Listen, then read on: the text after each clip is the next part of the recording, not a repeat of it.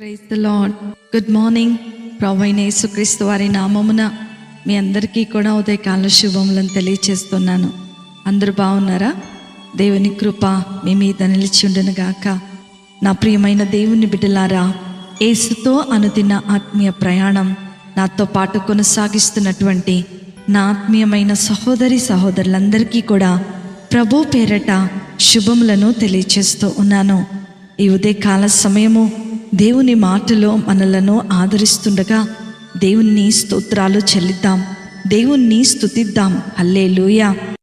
నేటి దినవాక్యము ఇర్మియా గ్రంథము 7వ అధ్యాయము 23వ వచనము.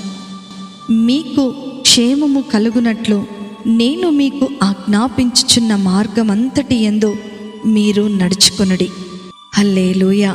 నా ప్రియమైనటువంటి దేవుని బిడ్డలారా, క్షేమకరమైనటువంటి జీవితము కోరుకొని వారు ఎవ్వరూ ఉండరు. ఈ లోకములో మనము జీవించినంత కాలము ఎటువంటి ఆపదలు లేకుండా, అనారోగ్యము కానీ అవమానాలు కానీ ఎలాంటి గొడవలు రాకుండా మనము సంతోషముగా క్షేమముగా ఉండాలని కోరుకుంటూనే ఉంటాం. అనుదినము వీటి విషయమై ప్రార్థన చేస్తూనే ఉంటాం. ఈ లోకము మనకు ఎలాంటి క్షేమకరమైనటువంటి భరోసా ఇవ్వదు. నేటి దినములలో మనం గమనించినట్లయితే మానవుని జీవితములో సంతోషము లేని పరిస్థితులు అనేకములు ఎదురవుతూనే ఉన్నాయి. బయటకు వెళ్ళిన వారు క్షేమముగా ఇంటికి తిరిగి వస్తారన్న నమ్మకము లేదు. ఏ తెగులు మానవుణ్ణి ఆవరిస్తుందో అన్న భయముతోనే మానవులమైన మనము ఎల్లప్పుడూ జీవిస్తూ ఉన్నాం. అయితే నా ప్రియమైనటువంటి దేవుని బిడ్డలారా, ఈ ఉదయకాల సమయములో ప్రభు వాక్యము మనలను బలపరుస్తూ ఉంది. దేవుడు మనకిచ్చినటువంటి శరీరము క్షేమముగా ఉండాలి అనంటే దేవుడు పెట్టినటువంటి నియమ నిబంధనలను మనము పాటించవలసినదే.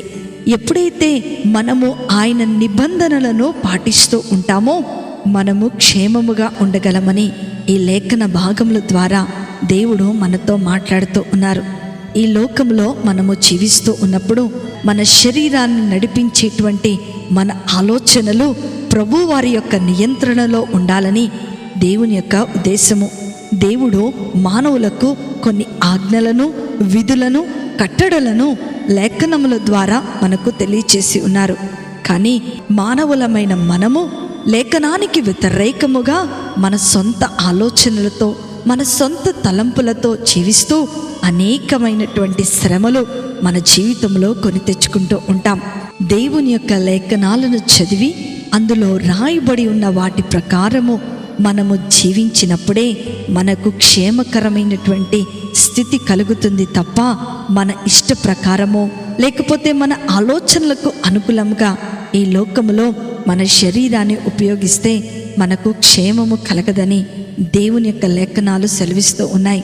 నేటి దినములలో మానవులు వాళ్ళ సొంత చిత్తాన్ని నెరవేర్చుకుంటూ వాళ్ళు ఇష్టానుసారముగా వెళ్తూ ఉన్నారు. అందుకనే అనేక రకములైనటువంటి శ్రమలను కొన్ని తెచ్చేసుకుంటూ ఉన్నాం. దేవుని లేఖనాలను మనం గమనించినట్లయితే ఈ ధర్మశాస్త్ర గ్రంథమును దానిలో రాయబడిన వాటన్నిటి ప్రకారము చేయుటకు నీవు జాగ్రత్త పడినట్లు దివారాత్రము దానిని ధ్యానించిన ఎడల నీ మార్గమును వర్ధిల్లింప చేసుకొని చక్కగా ప్రవర్తించదువు. హల్లెలూయా. నా ప్రియమైనటువంటి దేవుని బిడ్డలారా, క్షేమకరమైనటువంటి జీవితం కొరకు అందరము పాకులాట పడుతూనే ఉంటాం. కానీ లేఖనానుసారముగా మనము క్షేమకరమైనటువంటి జీవితాన్ని జీవించాలంటే కేవలము దేవుని మార్గములో మాత్రమే నడవాలి. నీ సొంత ఆలోచనల ప్రకారం నువ్వు నడుస్తున్నావేమో, ఇప్పుడే నీ నిర్ణయం తీసుకో. ప్రభువా, నేను నీ చిత్త ప్రకారమే నడుస్తాను. నువ్వు ఒకవేళ అలాంటి నిర్ణయం తీసుకున్నట్లయితే నీవు నీ మార్గములన్నిటిలో వర్ధిల్లబోతున్నావు. నీ జీవిత కాలం అంతా కూడా నీవు క్షేమాన్ని చూడబోతున్నావు. అట్టి కృపాధన్యత, ఆశీర్వాదము వాక్యం వింటున్న దేవుని పిల్లలైన మీ అందరికీ కూడా అనుగ్రహించబడును గాక. ఆమేన్. ప్రార్థన చేసుకుందామా? మమ్మలను మిక్కిలిగా ప్రేమించిన మా ప్రియ పరలోకపు తండ్రి యేసు స్వామి, ప్రభువా, ఈ లోకములో మేము జీవించినంత కాలము క్షేమముగా జీవించుటకు, నీ ఆజ్ఞలను పాటించుటకు, నీవు చేసిన మార్గములో నడుచుటకు మాకు సహాయము చేయండి.